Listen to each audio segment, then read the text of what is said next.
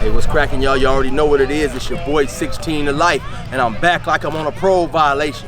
Yard down! We just chilling here today. We out at the, we having a lifeless reunion for a lot of the people who was locked up, a lot of the brothers who had life. Some of us, we thought we was never gonna get out, and now we free, and we having a reunion, having a little picnic. So I'm gonna be walking around talking to some of these guys, introducing them to y'all, letting them tell their story, and hopefully y'all will enjoy this, man. 10 toes in picnic.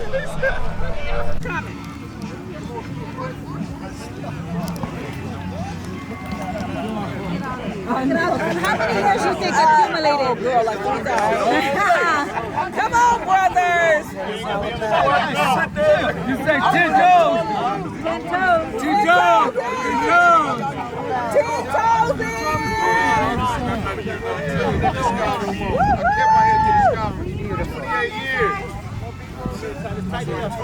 Got it. 2,000 years worth of time. Come on. Merchandise on there. I got t-shirts, I got hoodies, I rap, I get cracking, man. Check your boy out, man. 16 to life. You already know what it is. Yard down program. All right, what's going on, man? We got one of my partners I was locked up with right here, man. Go ahead and introduce yourself, man. My name Lonnie Delaney. They call me Squeak from Bakersfield. Okay, you Bakersfield. Well, how much time did you do? I did 19 years off of 15 for participating in gang activity, you know, stuff we was doing on the streets, you know, shooting stuff. And, you know, I got caught up at a young age and, you know, did the time and, you know, did what I had to do to get out. So how long you been out? I've been out, it became a year, matter of fact, this week, September 10th, 11th. A year, so you still kind of new, man. So Yeah. what's one of the best things about being out? Oh man, just this right here, just freedom, man. Just seeing stuff, being able to go places. You ain't got to be waking up and, you know what I'm saying, rolling up your mattress and stuff. I can walk around with no shoes on early in the morning. I ain't got to put my shoes on early in the morning, you know. Politicking, I ain't got to be doing the politicking stuff, you know. It's free. You can move around and, you know, do what you want to do. Yeah, so. Hey, now listen, a lot of cats may not know about Bakersfield, man, and I didn't know it was really that wild and crazy. I think I was out there in North Kern, and I was getting getting a lot of news when I was incarcerated on Bakersfield and Fresno, and it's still super wild out there today, man. Yeah, they tripping out there. Give us a little bit about that, about Bakersfield. What was it like growing up out there? Oh yeah, it was rough, man. You know, I was raised on the west side of Bakersfield. You know, we used to hang on the street, 6th Street. You know, that was my stomping ground. And, you know, I did, you know, basically everything that everybody else did, you know, when it came to the gangs and stuff, you know. I participated in everything that was around, you know, as far as the drug selling, you know, the gang violence, you know, I did, you know, basically everything. I touched my hands in everything. So, you know, it was rough coming up, you know, I've been shot at, you know, been shot, you know, and been shot at people and, you know, shot people. So, you know, it was that street life. So, you know, it was rough, you know what I'm saying? So, you know, but, you know, I was raised in it, so, you know, and I participated what was given to me, so, you know, but yeah. We definitely glad to see you out. In your opinion, man, what were some of the worst penitentiaries that you touched during your incarceration? And you know, everybody think like sometimes the level 4 seemed to be the worst, but sometimes it was the level 3 that was the worst, you know, because, you know, the level 4 is kind of like, you know, it's more respect, you know, so everybody kind of like stay in their lane, you know, for the most part. It cracks off though, but, you know, it seems like once you start getting around the level 3, when you start running to more of the youngsters and still trying to prove themselves, you know what I'm saying, and, you know, and that's when it really get cracking, because, you know, then you gotta, you know, do what you gotta do, you know what I'm saying. So, you know, for me, level 4s, you know, it wasn't so much hard as the level 3s. The level 3s when it's really got crazy. So, but I say the worstest one for me would probably be, I'm gonna say probably Ironwood. You know, the Ironwood, you know, it kind of went up in Ironwood. So, you know, we had to, you know, do our little thing out there, you know, so I'll probably say Ironwood. But, you know, I touched about a couple of level 4s. You know, I was in Pelican Bay twice. I touched Pelican Bay twice. I touched Tehachapi one time up there, so, you know, but they all rough, you know, ain't nothing nice about them, ain't nothing peachy about them, you know what I'm saying, so you just got to stand tall, you know, 10 toes down, you know. I remember seeing you get cracking in a ride down, so, you know, hopefully we gonna get in that a little later. Hopefully I can get a personal interview from you, know, this is my boy, man, my stand-up guy. We used to work out sometimes, hit the weight pile, you know, and, you know, I remember back then, man, we used to talk, and I don't know if you did, but I never really imagined I'd be free, and I never thought that we'd be out kicking and, you know, hanging together, man. So this is definitely a wonderful thing, man. Right. So anything you want to say before we got on out? Man, just like, you know what I'm saying, just blessed to be out here, man, and, you know, see y'all again, you know what I'm saying, 'cause I ain't seen y'all since I've been out. We talk, but, you know, this is my first time actually seeing you. We've been talking about meeting up, you know what I'm saying, so, you know, I guess we met up this way, so, you know, but there's going to be many more to come, so, you know, seeing everybody else, all my other folks up over there and everything, this is a lovely thing right here, man, I love it, you know what I'm saying, there's more to come. Most definitely, man, y'all stay safe, homie. All Good right, seeing you again. too, homie. Yes, sir. All right. We got somebody else right here who was incarcerated, who's here at the 10 Toes Down Lifer Picnic. So tell them a little bit about yourself. Well, my name is Major Bunton. I've been home 3 years. I'm off parole now. I served 28 years in prison. I'm now I'm vice president of Inglewood Rap Noise around the community. I give transition homes to guys who are returning home. Also, I have a day center. We have guys acclimate themselves back into the community, and then we have a partnership with Dream Live Hope. So we're just out here just trying to make a difference in our community, but also allow the guys that's coming home to have a smooth transition, man, into the community, man. So that's where we at, man. We're located in Inglewood, California, iwtc.org.com. Well, you said you did 28 years? 28 years. So how old were you when you first came in? I was about 20 years of age. Yeah, I went in when I was 20, and I left when I was 48. Wow. Yeah. So what, in your opinion, what were some of the roughest penitentiaries that you hit? I would say Calif.ex, because I opened Calif.ex up. It was brand new. They just pulled a bus on the yard, told us to find a cell, and that was the moment that I realized it got real. Okay, do me a favor. Tell them, my little audience, a little bit about, because I speak on it from time to time. What's so horrible about opening up a new penitentiary? Yeah, I would say the most important thing that I realize now, you know what I'm saying, that I can understand is territory. You know, when you come to a new prison, you have the basketball court, handball court, all these different things that people are trying to figure out what is what, who has this, who has that. And those are some of the things that I had to come across. And at that time, I was just naive, didn't really understand that process, and I just kind of went with the flow. And that was some of the things that I realized that dealing with a different prison or a new prison is one of the complicating parts of just doing time. But it's just part of the process as well. So I know, being at Calif.ex, I know you saw some horrible things, man. What's something that most like stand out in your mind? One of the most, you know, like, I guess, because they don't realize that a lot of things that we see in prison is actually traumatizing, you know, even though we might be in the middle of it, caught up in that, but at some point in time, man, when we look back and we see some of the violence, we think about some of the violence that we saw, that stuff is definitely traumatizing, man. So what you think is, you know, any incident that stands out in your mind? You know, I was talking to a friend a couple days ago, and I think because, you know, you see a lot of violence on the yard and you become very desensitized from it. Because you become desensitized from it because it's just a way of life. It's a way of living. You see stabbings, you see all types of things on the yard. And when you see these things, you don't know that it's taking an effect on your mind, your body, all these different things that can make you detach from your true feelings. I realized as time went on, I started to detach from my true feelings because of the things that I saw. But that's not healthy. I realized that's unhealthy for anyone to witness a person get stabbed.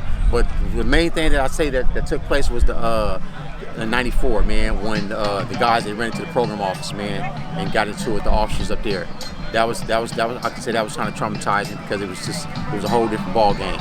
So I would say, yeah, that was some of the issues that I came across. And I know exactly what you're talking about. And actually, I've been trying to find someone who can give my audience that story. And so for those who for those of you guys who may not know, because I got like 30,000 subscribers, and so some are everywhere. Explain a little bit more in detail what you're talking about when you say the guys ran into the program office. I can just give you from my perspective, right? It was an incident that took place with another correctional officer. A correctional officer walked in the cell, took some water or some liquid and poured it on the individual's pictures.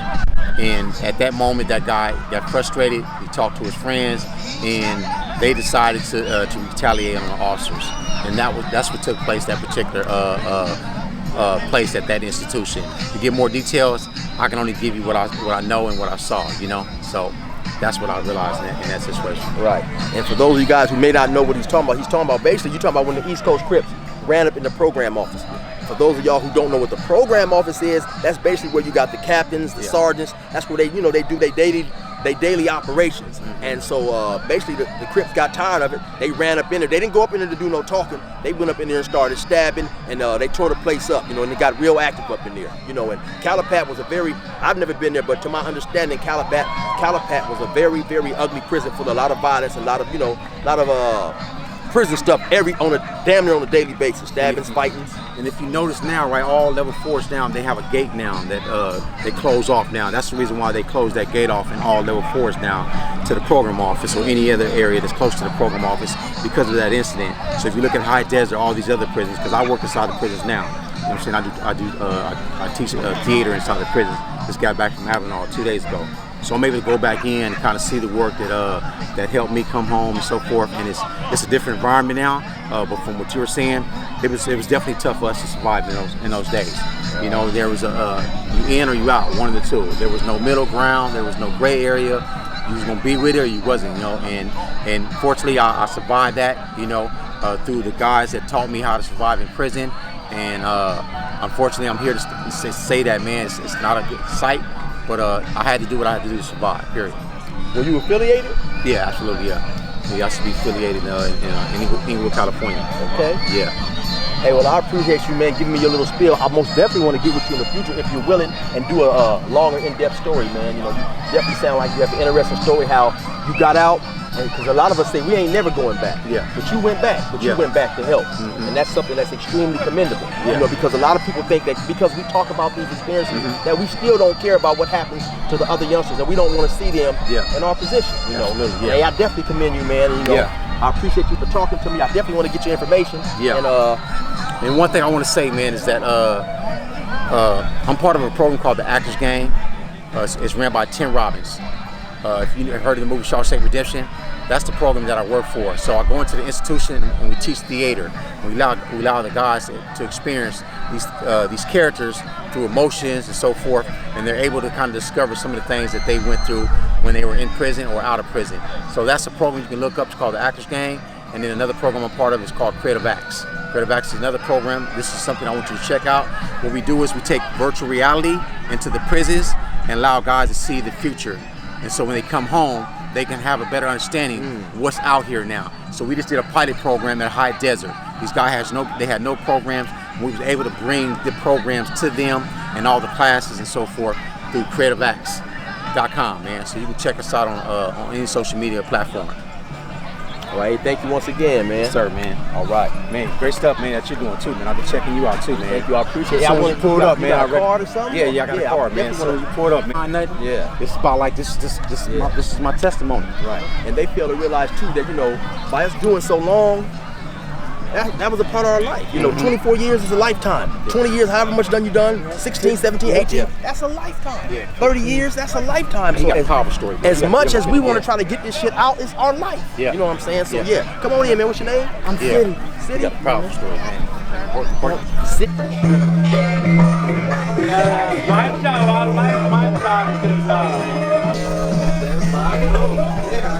And that's my real name too. It's not a street or gang name. All right. And I was sentenced to 2 life sentences, 25 to life plus 15 to life for a gang shooting. And I thank God nobody died, nobody lost their life. However, you know, it's zero tolerance for gang activity out here in California.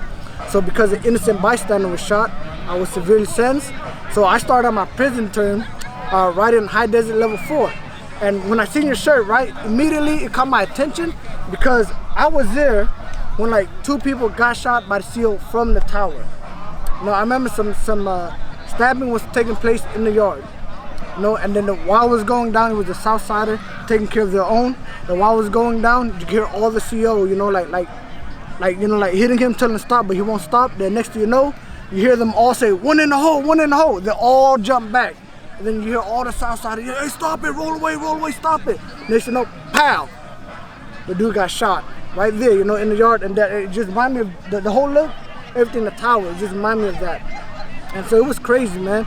And just doing time in there, it can be very traumatic. And I thank God, you know, for His grace and mercy, because through it all, there's, you know, support with people like Major, and like there's so many people that's willing to give back and have certain programs that's willing to support us. Yep. So So while I was doing my time in High Desert Level 4, I just stay low key, continue to watch our back, and always, gotta be like cautious in the yard because we're the minority. I'm Cambodian. Oh, you're Cambodian. So yeah. I may look black, but Khmer, right? Yeah. So I'm Cambodian, so we're definitely the minority up in prison. So up in High Desert Level 4, we have to watch our back. Then I pretty much stay low key. We continue to maintain, and stay solid. Next thing you know, points drop. Went to level 3, from level 3 to level 2. Then I'm at a point where something amazing happened. So this is saying that became my motto, A smart person learns from his or her own mistakes. A wise person learns from the mistakes of others. So now I live to be wise and encourage others to do the same, be wise. So every program that I participated in, every rehabilitation work group, self-help, whatever it may be, anything that I learned, I want to give back. So I start signing up, like, hey, you know what? I like to be a peer facilitator for the next go-around. So I started giving back in the prison community. Next thing you know, 2019, new laws came out. I was sent back for resentencing. I was sent back to get 6 years off for a gun enhancement, to get a gun enhancement removed off the gun charge. I guess that's double jeopardy. So when I went back to get 6 years removed, but the life sentence will remain, the sentencing judge is the same trial judge that sentenced me to 2 life sentences. Part of the new law is called a Penal Code 1170 D1. Upon recommendation by the Secretary of Correctional Department, California Department of Rehabilitation, that they can take into consideration post-conviction factors, meaning anything that I've done in prison, the judge can take into consideration and sends me to a lower sentence. The sentencing judge was the same trial judge, and he was so impressed by my transformation that he removed 25 to life. Wow. He removed 25 to life, left 15 to life. I've been down 15 years. So when I went back to prison, when seeing the parole board was impressed by my transformation, because everyone who's sentenced to like 40 years to life or more, normally they mess up their life. They like screw the world, get tattoos on their face. I was the opposite. It was totally different for me. Started giving back to the prison community, and then next thing you know, upon my release, I came out here. I got so much love and support, man. You don't even know. Darlene from 10 Toes In, Dream Live Hope Foundation with Kevin Waters, Major with Inglewood wrapping arms around the community. Just all the support there. Now it got me involved in giving back to the community out here in the reentry field. So now I'm heavily involved. Right now I'm a co-founder with Major Bun and Rafael Quiroz. We started a Made New Foundation where we are like the resource for those that come out here, and we just plug them in where they need help, whether it's employment, housing, it don't matter.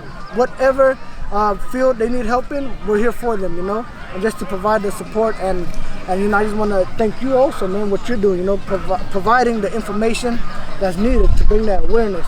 And at the same time, you make entertaining too, and so cool, brother. Thank you. Hey, I appreciate it. Hey, listen, let me ask you. So, where was you when you caught your case? Where were you at? Oh, in Modesto. Modesto, yes, okay. Yeah. And so, so this is something that I get a lot of questions about. So, what is your ethnicity? Cambodian. Cambodian. Yes. So you run now, because I hear a lot of different things. So, do you run? Is it called the Asian card or the other card? For us, it's the Asian card. Okay. So there's the other card, and under that umbrella, you have Asian, Islander, and others like El Salvadoran and South American. So we run Asian card and the Cambodian card specifically. So we're like the super minority in prison. Right.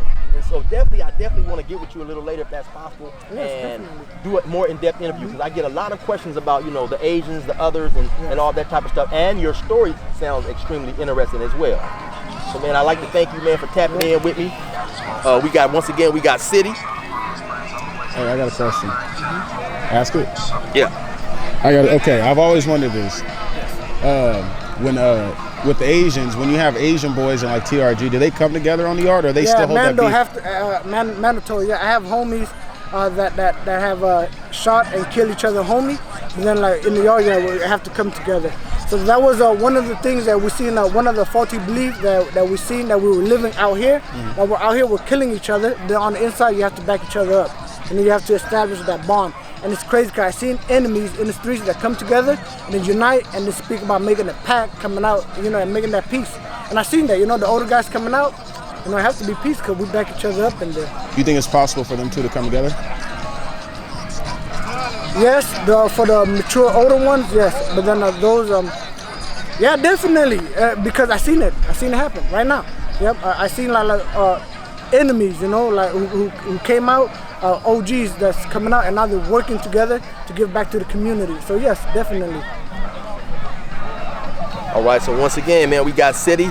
You guys will definitely see him in the future. I'm gonna get his information. We're gonna tap in and get a more in-depth interview. Hey, did you mention how much time you did? Yeah, 15 years. Yeah, I was sentenced to 40 years to life and did 15 years. Man, remarkable, man. So glad to see you out, glad to see you free. I know it's tremendous, man. Yes. And we're gonna be back at y'all with some other people.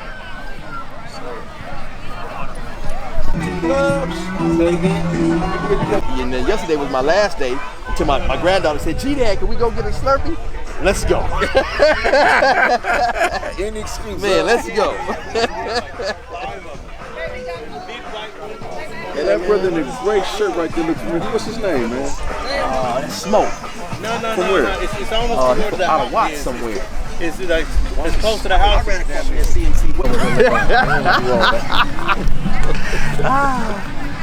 We on? Yeah, let's get a little closer. What's going on, y'all? We back with another one, man. Like I say, we here at the 10 Toes Inn Lifer Picnic. We got my partner right here, man. Me and this dude, we used to work out every day, man. It was me, him, and two other brothers, man. We used to call it log in because they had a log in the ground that was sticking out of the ground, and that's just so happened when we'd happen to work out, man. We'd be over there talking about freedom. My boy Scott Dog, and also Johnny. And so yeah, we'd be over there talking about freedom, man, working with each other, trying to help each other change our mindsets on getting free. And here it is, homie, we free. This is the first time I done seen him, man. And actually, we've been home. We slept right next door to each other in a dorm, man. But anyway, go ahead and tell them a little about yourself, where you from, and all that type of stuff. One name Dewey, that's what they call me. You know, I'm from Bakersfield, California. You know, 805. You know what I'm saying? Had life, just like my boy 16 in life. Did about 28 years. Had 19 in life, did 28 off of it. Now I'm here free, enjoying life. You know what I'm saying? Handling business. So what's one of the best things about being free, man? Spending time with my family. My grandkids, I was never there to raise my daughter. I got 4 grandkids, so I'm there to raise my grandkids. You know what I'm saying? That's what I enjoy the most, being with my family. So, what about when you came out, man, in terms of getting a job? Was it easy for you to get a job? How you feel about, you know, for dudes who do all the time like we've done and then coming out, you know, because some of us be worried about employment? For me, I say I was blessed because I had family that was already in position. You know what I'm saying? They've been in the construction world for years. My cousin and her husband, they own a construction business. So I was able to just fall right in there. They plugged me right in. And I think I was out about a month before I started working and been working ever since. Started out at $18 an hour. Now I make like over $30-some an hour. You know? So you can afford to buy you one of these yard down T-shirts then, huh? Yeah, I'm gonna support you. I'm gonna give you a couple. A you know CD what I'm saying? too? Get a CD. Okay, a hoodie. You get a hoodie? I might get a hoodie. I don't know. You know? Shit, $40 an hour, you can get a few things. Anyway, hey, so man, how old was you when you came to the joint? I was 16. You was 16? Yeah, I was 16. Man. Yeah, I was 16, man. You know what I'm saying? Running the streets, that gang life. You know what I'm saying? Didn't have no care in the world. Didn't have no, I wasn't worried about nothing. You know what I'm saying? I had no responsibilities or nothing. That's how I lived. So when you were sentenced to all that time at the age of 16, if you can remember, man, in your mind, what was it? It was over for you, or because at 16, our minds ain't really super formed anyway. But if you can remember, take us back to your thoughts when you were sentenced all that time. Well, you know what? To be honest, it don't hit you. It don't hit you right away because you don't even know what you got. When they tell you, you got something with an L on top, on behind it, you really don't know what you got. In your mind, you was thinking that you was gonna get out sooner or later. But once you hit the pen, you meet OGs that been down 40 years, and they instill in your head that life mean life. You ain't never getting out. You know what I'm saying? So afterward, you adopt that, and that's how you live in prison. You know what I'm saying? So I broke every law in prison because I thought this was home. So this home, I'm gonna live it the best I can. So I broke every law in prison, man. Just not thinking I never had a chance of getting out. This is home. You know what I'm saying? So with all that time you done, I know you touched a whole lot of penitentiaries. In your mind, or in your opinion, what was the worst? What was one of the worst prisons that you touched? I would have to say Salinas Valley, because I basically opened up that prison, and when you open up a new prison, that's hard because everybody's fighting for territory. You know, the Mexicans want this, the blacks want this, you know what I'm saying? So it's always a struggle when you first get there. A lot of riots happen because we fighting over what workout area we want, you know, what area we want to kick in. So, you know what I'm saying? Salinas Valley probably was the hardest one. Did you, were you ever part of any riots or anything like that? Any crazy riots you want to speak on? Absolutely. Let's hear your craziest riot story. Well, I was involved with a lot of riots. I mean, like, what's going on, what? You should be out here, man. You know what I'm saying? You missed it. Hey, I ain't gonna lie, bro. I ain't even been on the city right now. Hey, my bad, anyway. Y'all go ahead, man. Go ahead. Yeah. My bad. All right, so like I was saying, your craziest riot. My craziest riot had to be when I was in Salinas Valley against the white boys, you know, the Aryan Brotherhood. We out there on the yard, we playing basketball. And, you know, we playing basketball, so we ain't tripping on our surroundings, really. You know what I'm saying? So the white boys is over here playing soccer, which is something that they never do. So they playing soccer, and as they playing soccer, they just getting closer and closer to where we playing basketball. You know, but we playing ball, we enjoying ourselves, we ain't tripping. But so soon as they got close to us, they start digging up knives and charged us. You know what I'm saying? A lot of people participated, a lot of people didn't. And if you've been in prison, you know riots. As far as, like, there's a whole lot of people in prison who say they down. But when shit start happening, get cracking, half the people say they down, disappear. So what I always say is, well, how many blacks it is, half of them gonna participate, and the rest of them not. You know what I'm saying? So that was a pretty crazy ride right there. A lot of people got hurt too. Damn, you ever you ever see someone get brutally like stabbed or beat up or anything crazy like that? Yeah, all the time. When I first came, I was a youngster, man. So I had that mentality. I didn't care. So you know what I'm saying? I seen a lot. I like walked in the cell one time, and a person was dead, hanging. Really? You know what I'm saying? Hanging. It was supposed to be my cell. Wow. You know what I'm saying? It was dead. That was crazy. You know what I'm saying? And you had to stay in there and shit? No. I didn't have to stay in there. I wasn't finna stay in there. I mean, you know what I'm saying? I mean, imagine walking to somebody and the person just hanging, just dead. You know what I'm saying? You ain't finna stay there. Hell no. No, hell no. That's crazy. You know what I'm saying? Hey, now look, I got a request, right? Because you know they say, Chill, you always on here telling stories about everybody. Me and you was locked up for a minute. You got any stories about Chill? Well, yeah, I don't know if he had told y'all he played tennis. They used to call him Arthur Trash on the tennis court. You know Arthur Ass, he was Arthur Trash. But he thought he was good, just like he thought he was good in basketball. He wasn't that good. What they just call him in basketball? Chili hard to guard. Chili hard to guard. We had some good times, man, but we're gonna have even better times in this free world, man. Thanks. You know, prison was prison. Now we out, man, enjoying life, man. We never saw this coming. Beautiful, man. We're here today at a Life of Picnic. A whole bunch of people we did time with out here just enjoying life, man. Yeah. Without mentioning any names, what happened with the boy I got into it with over the TV? In the day room behind the TV. Oh, okay. Yeah, I remember. Yeah.